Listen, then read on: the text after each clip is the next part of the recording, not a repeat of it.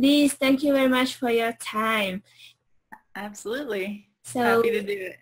I think we met around like 6 months ago in Chiang Mai in Thailand.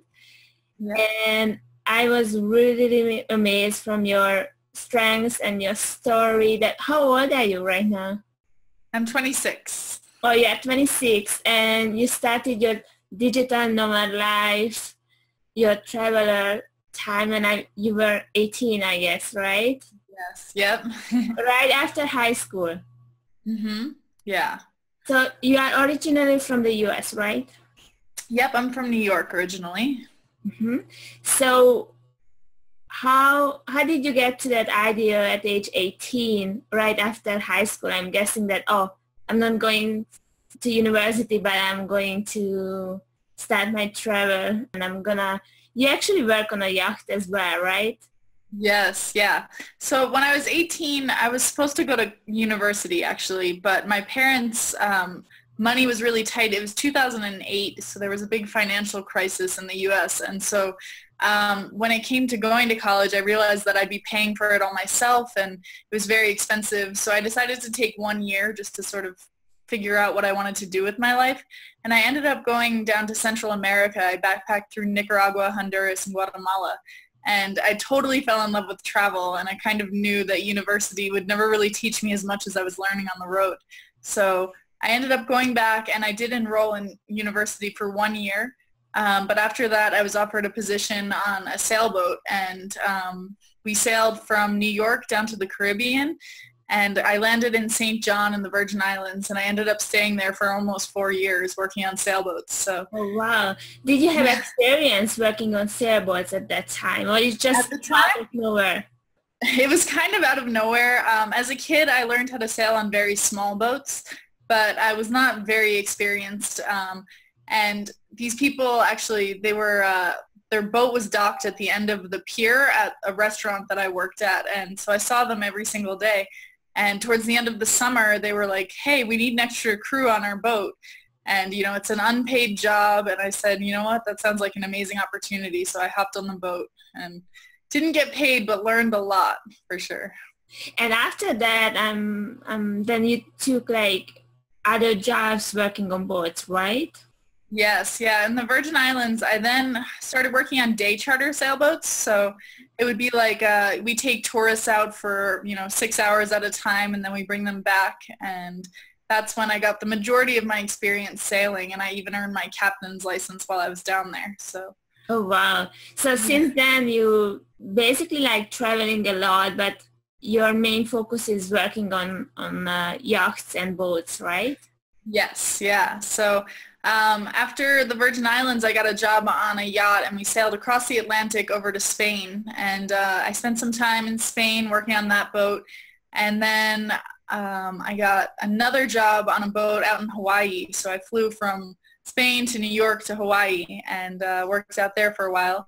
And then back to New York, I worked on another boat. And so sort of hopping all over the place working on boats for the past 5 years. Oh, wow. And how do you find the new opportunities? It's, online is an amazing place. If you look online, you can find all these websites with tons of resources like findacrew.com, or I think it's findacrew.net. I recently wrote a little guide on how to find a job on a yacht. I wanted to talk about it because you have your own website, and it's so beautiful. It's amazing. The photos and the videos are so nice. So I recommend to everybody to check it out because it's so nice. And I also seen that you have a guide, right? A guide, yes, yeah. On how to get a job on a yacht. That's the first guide that I wrote. It was basically based on my experience of trying to find that first job on the yacht and sort of the struggles. I looked online and I found a lot of really crappy information. And so I figured that I should probably clear some of that up. A lot of the websites that were providing the information were trying to get money out of you and sign up for courses and things that you didn't really need to get the job. So after having done it and having helped a few other people do it, I decided to make a guide about it. Oh, and is it like a short guide, like a PDF document, or you also like do some Skype counseling or how does it work? Well, I just released it a few days ago, and right now it's just a few pages on my website with a lot of information, but I'm very happy to do Skype consultation and all that stuff. So it really depends on what people need and what people's reactions are. I haven't gotten too much feedback yet, but everything that I have gotten has been pretty positive. So what is your website? My website is moxieandepoxy.com. So it's MOXIEANDEPOXY.com. Oh, great. Okay, we will check it out. And one last word. So where are you at the moment? Where are you located? Right now, I'm actually in China. I'm in a full immersion jiu-jitsu course. I'm actually learning martial arts here for 3 months in a program. So this is sort of taking a break from the boats for right now just to learn self-defense, which is a huge skill to have while working on boats because I'm a female captain.